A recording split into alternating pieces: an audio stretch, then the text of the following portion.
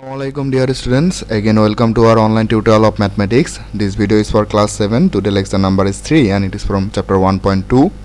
The name of the chapter is Rational and Irrational Numbers. I am Mohammad Nazmul Hassan Noyon, assistant teacher of mathematics at the Millennium Stars School and College, Rangpur Cantonment.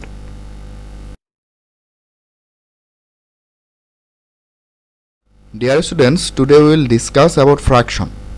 Fraction can be divided into two parts. One is simple fraction and another is decimal fraction. Again, simple fraction can be divided into three parts: proper fraction, improper fraction and mixed fraction. What is proper fraction? A fraction that is less than 1 with the numerator is less than the denominator is called proper fraction. অর্থাৎ একটা fraction তার নিউমারেটরটা যদি ডিনোমিনেটরের চাইতে ছোট হয় তাহলে ওই ফ্র্যাকশনগুলোকে আমরা প্রপার ফ্র্যাকশন বলবো। What is improper fraction? A fraction that is greater than 1 with the numerator is greater than the denominator is called improper fraction. For example, 3/2 or 5/2 etc. অর্থাৎ একটা ফ্র্যাকশন তার নিউমারেটরটা যদি ডিনোমিনেটরের চাইতে বড় হয়ে যায় তাহলে তার ভ্যালুটা 1 এর চাইতে বড় হয়, আর ওই ফ্র্যাকশনগুলোকে আমরা ইমপ্রপার ফ্র্যাকশন বলে থাকি। Mixed fraction: a whole number and a proper fraction combined into a mixed fraction. For example, 1.5, 2.5 বলা হচ্ছে একটা হোল নাম্বার এবং একটা প্রপার ফ্র্যাকশন, এই দুটাকে যদি কম্বাইন করা যায় তাহলে একটা মিক্সড ফ্র্যাকশন পাওয়া যাবে। আমি আবার বলতেছি, একটা হোল নাম্বার এবং একটা প্রপার ফ্র্যাকশনকে যদি কম্বাইন করা যায় তাহলে একটা মিক্সড ফ্র্যাকশন তৈরি হবে। তো মিক্সড ফ্র্যাকশনের মধ্যে দুইটা পার্ট থাকতেছে, একটা হচ্ছে হোল পার্ট বা হোল নাম্বারের অংশটুকু, আর একটা হচ্ছে proper fraction. Okay, actually mixed fraction is another form of improper fraction. আসলে মিক্সড ফ্র্যাকশন হচ্ছে ইমপ্রপার ফ্র্যাকশনের আরেকটা রূপ। কেন? কারণ আমরা মিক্সড ফ্র্যাকশনকে খুব সহজেই ইমপ্রপার ফ্র্যাকশনে কনভার্ট করতে পারি। আমরা কিভাবে কনভার্ট করব তুমি খেয়াল করো। মিক্সড ফ্র্যাকশনে দুইটা পার্ট থাকে, একটা হচ্ছে হোল নাম্বার আর একটা হচ্ছে প্রপার ফ্র্যাকশন। তো প্রপার ফ্র্যাকশনের ডিনোমিনেটরকে হোল নাম্বার দ্বারা প্রথমে মাল্টিপ্লিকেশন করতে হবে। মাল্টিপ্লিকেশন করার পর ওই প্রোডাক্টটার সঙ্গে তোমার প্রপার ফ্র্যাকশনের যে নিউমারেটরটা আছে সেই নিউমারেটরটা অ্যাড করে দিতে হবে। অ্যাড করার পর যে সামেশনটা থাকবে সেই সামেশনটাই হবে ইমপ্রপার ফ্র্যাকশনের নিউমারেটর। আর তোমার মিক্সড ফ্র্যাকশনের মধ্যে প্রপার ফ্র্যাকশনের যে ডিনোমিনেটরটা ছিল সেই ডিনোমিনেটরটাই হবে তোমার ইমপ্রপার ফ্র্যাকশনের ডিনোমিনেটর। ওকে, আচ্ছা একটু খেয়াল করো, আমরা যে এক্সাম্পল দুটো দিয়েছিলাম 1.5 and 2.5, এই দুটাকে খুব সহজেই আমরা ইমপ্রপার ফ্র্যাকশনে কনভার্ট করতেছি। আমরা প্রথমে 1 আর 2কে হচ্ছে মাল্টিপ্লিকেশন করব। মাল্টিপ্লিকেশন করে পাচ্ছি 2 সঙ্গে নিউমারেটরটা আছে অর্থাৎ 1, সেই 1 2 সঙ্গে অ্যাড করে দিচ্ছি, অ্যাড করে দিলে হচ্ছে 3। তো আলটিমেটলি ইমপ্রপার ফ্র্যাকশন হচ্ছে 3/2। ঠিক আছে, ভাই 2.5কে যখন আমরা কনভার্ট করব তো 2 আর 2 মাল্টিপ্লিকেশন করতেছি, মাল্টিপ্লিকেশন করলে হচ্ছে 4 এর সঙ্গে যদি আমি এখন 1 অ্যাড করে দিই, 1 অ্যাড করলে হচ্ছে 5। তো আলটিমেটলি তোমার ইমপ্রপার ফ্র্যাকশনটা হচ্ছে 5/2।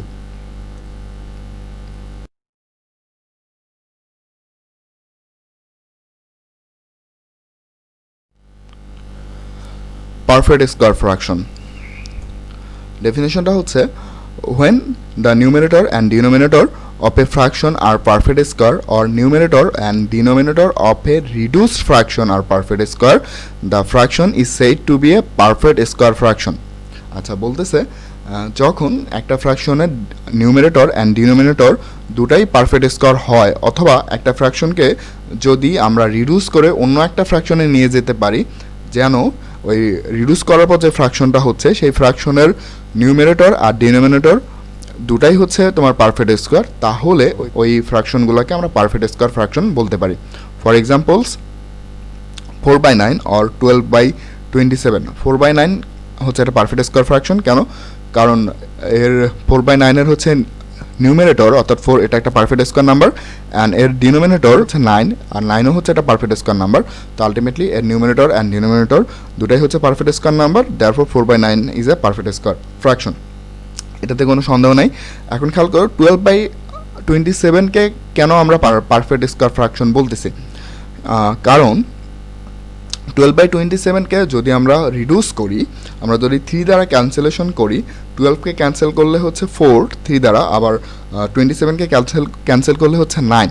তো আলটিমেটলি 12/27 ইকুয়াল 4/9, যেখানে 4 হচ্ছে একটা পারফেক্ট স্কোয়ার, 9ও হচ্ছে একটা perfect square.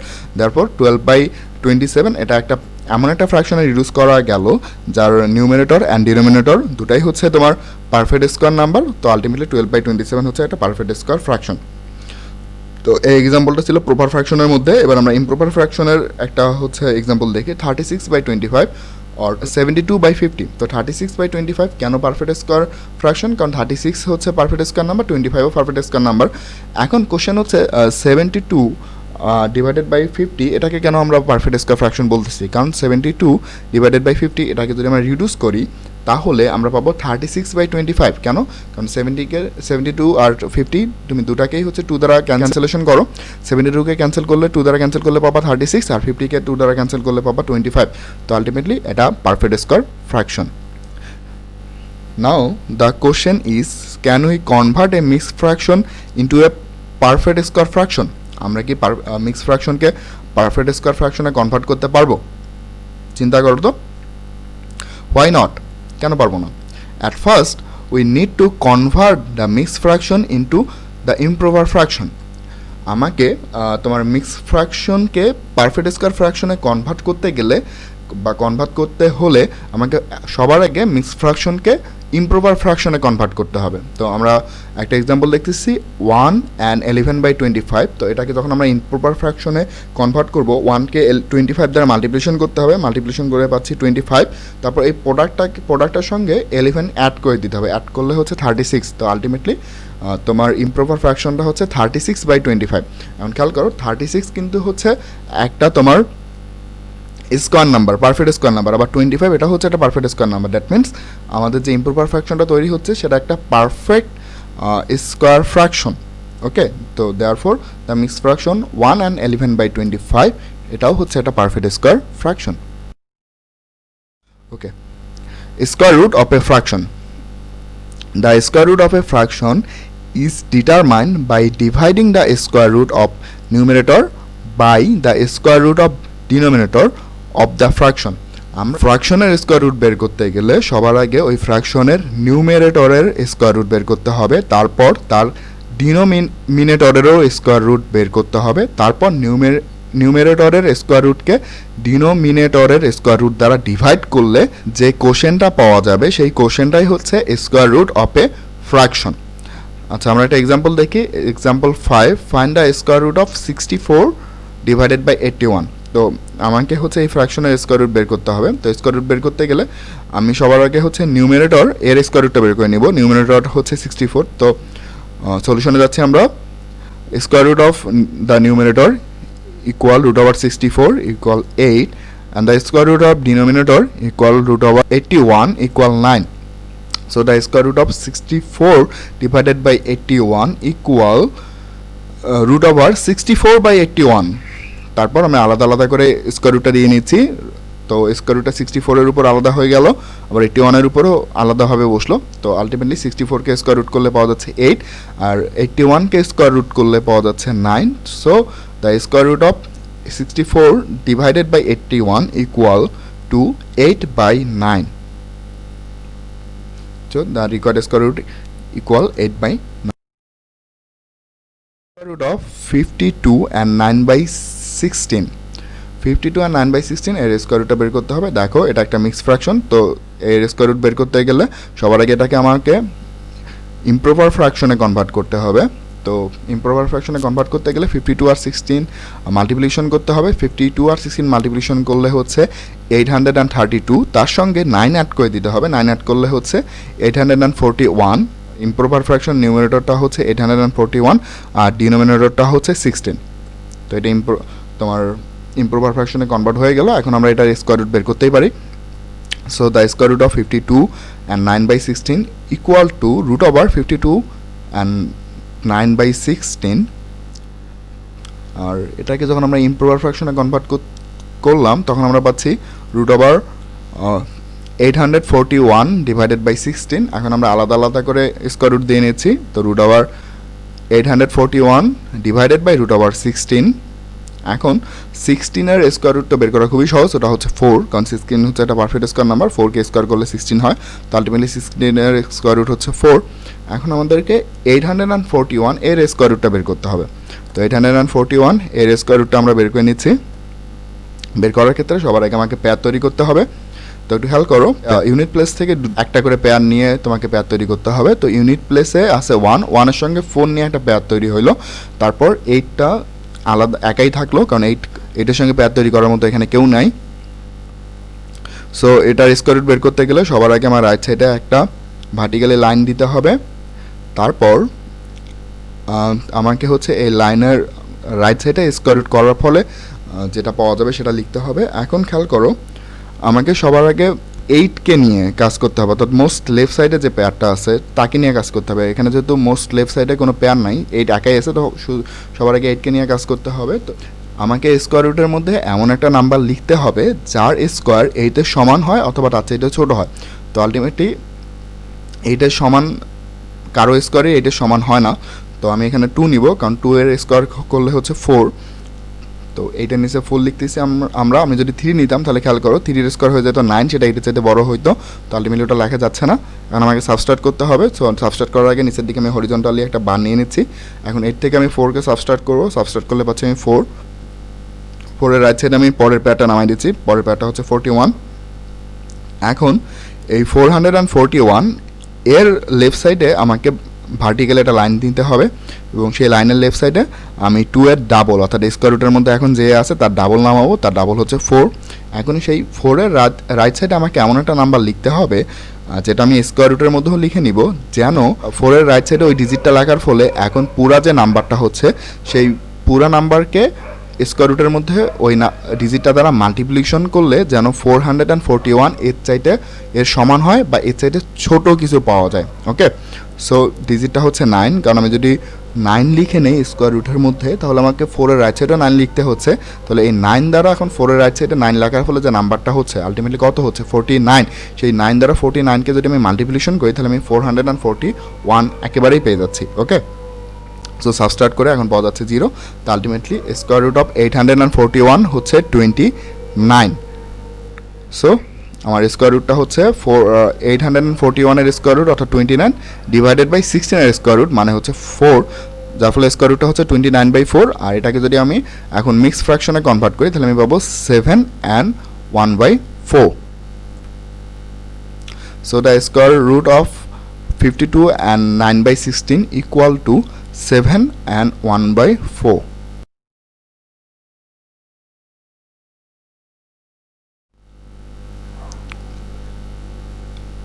If the denominator of a fraction is not a perfect square number, then it is to be transformed into a perfect square by multiplication. যদি একটা ফ্র্যাকশনের square root বের করার সময় যদি আমরা কখনো দেখি যে তার ডিনোমিনেটরটা একটা পারফেক্ট স্কোয়ার নাম্বার না, তাহলে সেই ডিনোমিনেটরটাকে একটা নাম্বার বা কোনো কিছু দ্বারা মাল্টিপ্লিকেশন করে আগে পারফেক্ট স্কোয়ার বানায় নিতে হবে।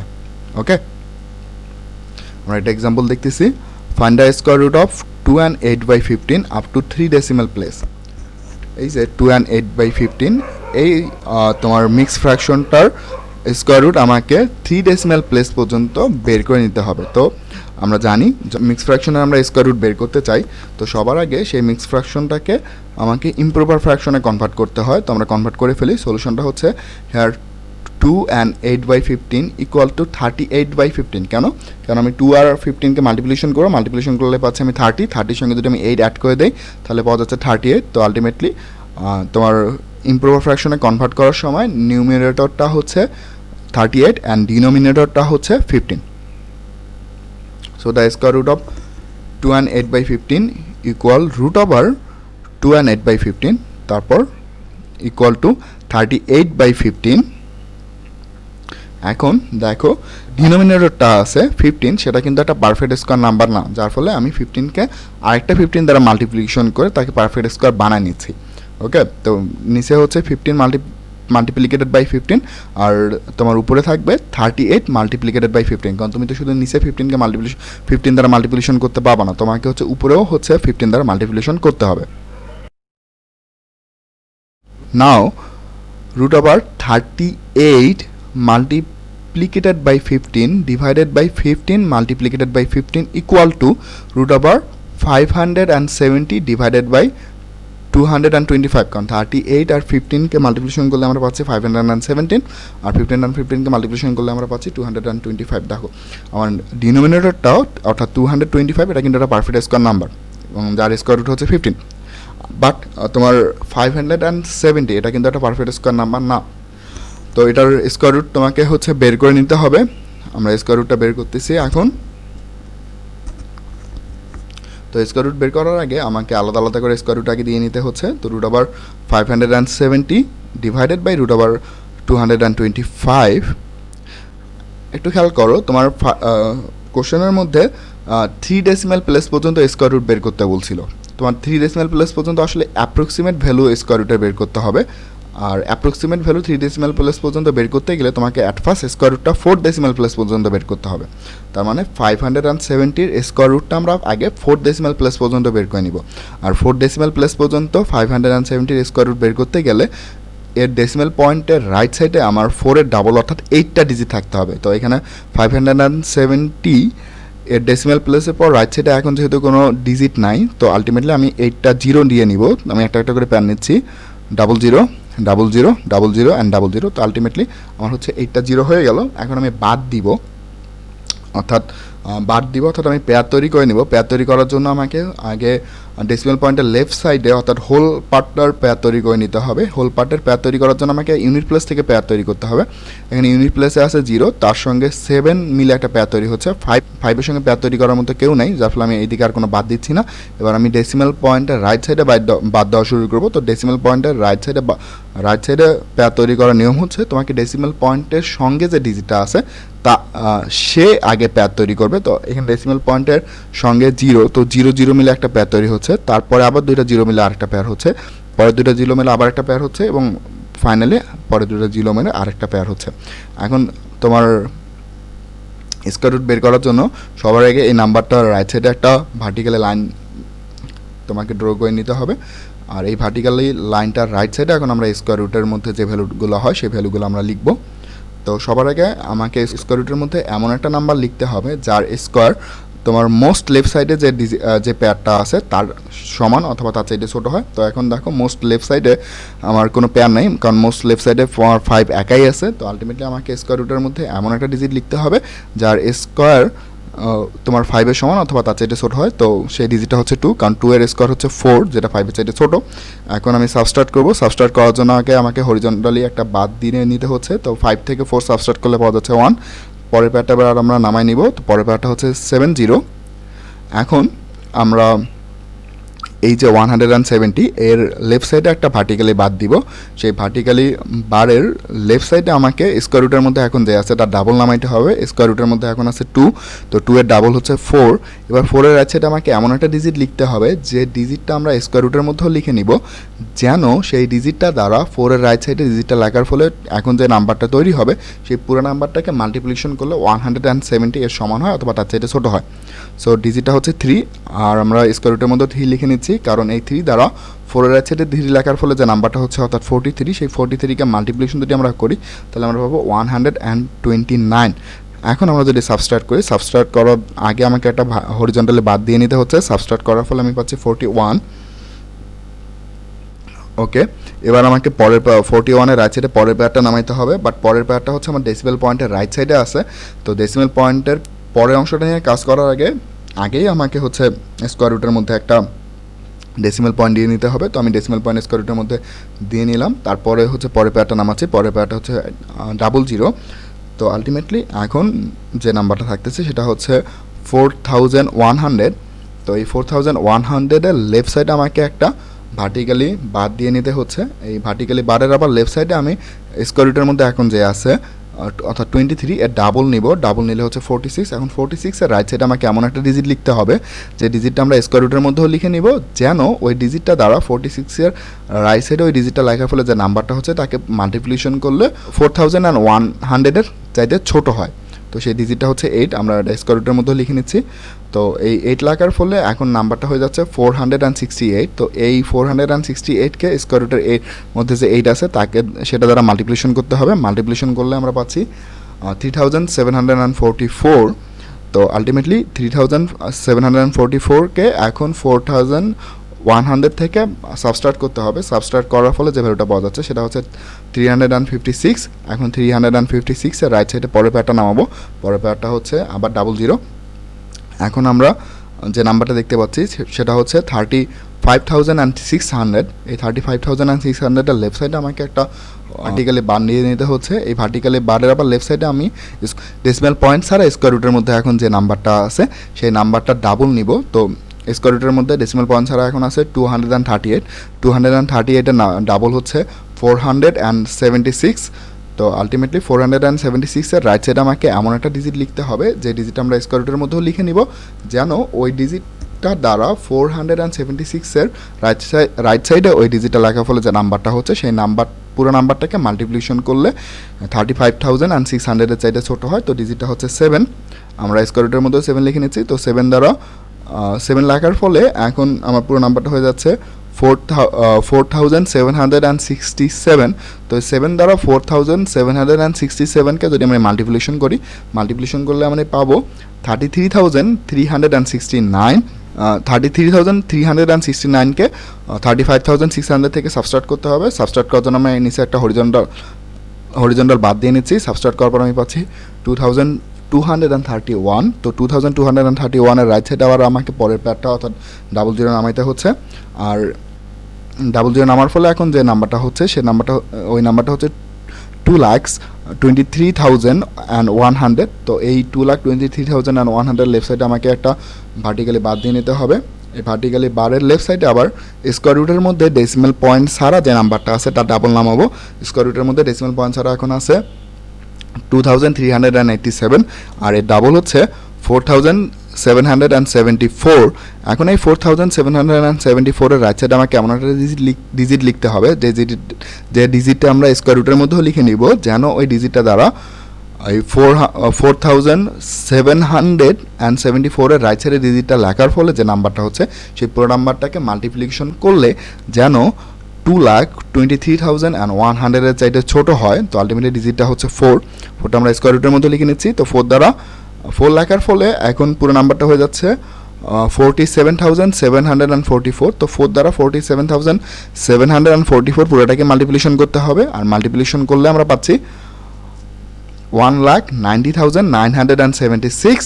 এখন এই 1,90,976 এটাকে 2,23,100 থেকে সাবস্ট্রাক্ট করে ফেলবো। সাবস্ট্রাক্ট করার ফলে সাবস্ট্রাক্ট করার আগে আমি নিচে একটা হরিজন্টালি বাদ দিয়ে নিতে হচ্ছে। সাবস্ট্রাক্ট করার পর আমি পাচ্ছি 32,124। এই 32,124 এর রাইট সাইডে আমি পরের প্যাডটা নামাচ্ছি। পরের প্যাডটা হচ্ছে 00। তো এখন আলটিমেটলি এখন যে নাম্বারটা পাওয়া যাচ্ছে সে নাম্বারটা হচ্ছে 32,12,400।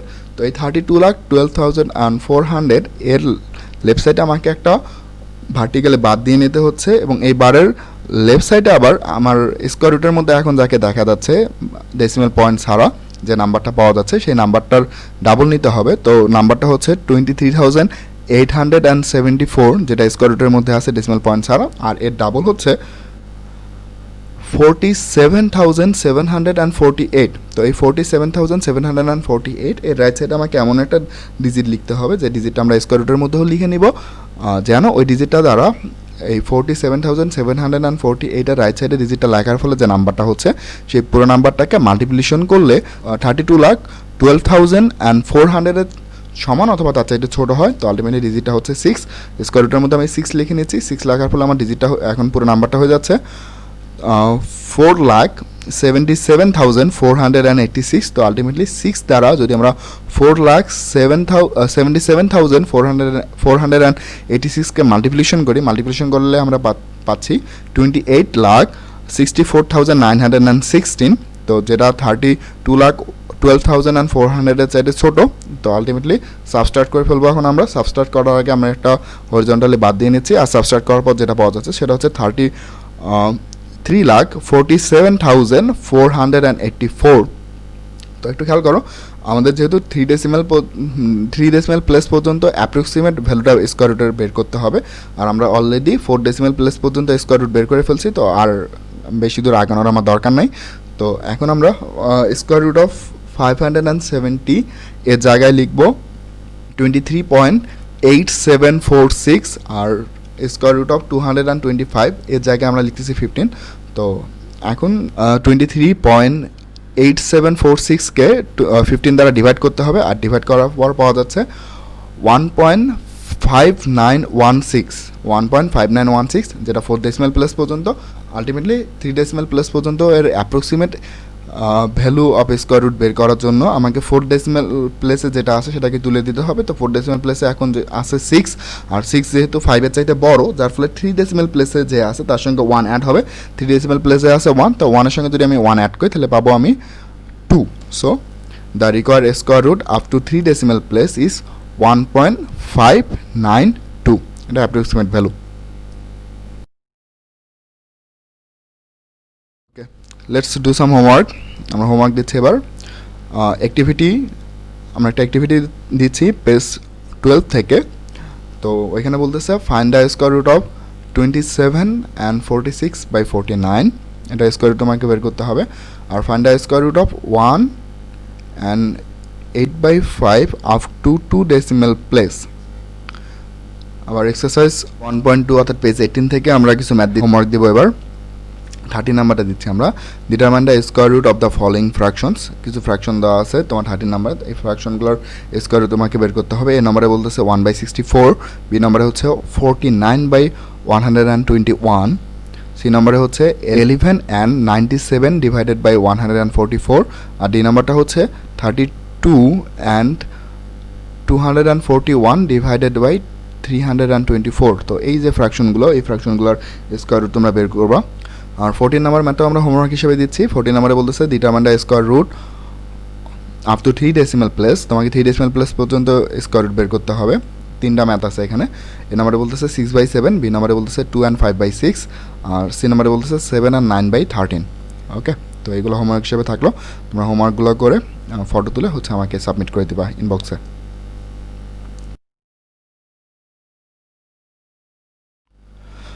So thanks for watching the class so carefully. Please submit your homework regularly in my inbox. If you don't understand any part of the class, you must inform me in my inbox. যদি এই ক্লাসের কোনো কিছু বোঝা না যায় তাহলে অবশ্যই আমাকে ইনবক্সে ইনফর্ম করবা। And most importantly, stay at home and stay safe. So see you in the next class. Till then, goodbye.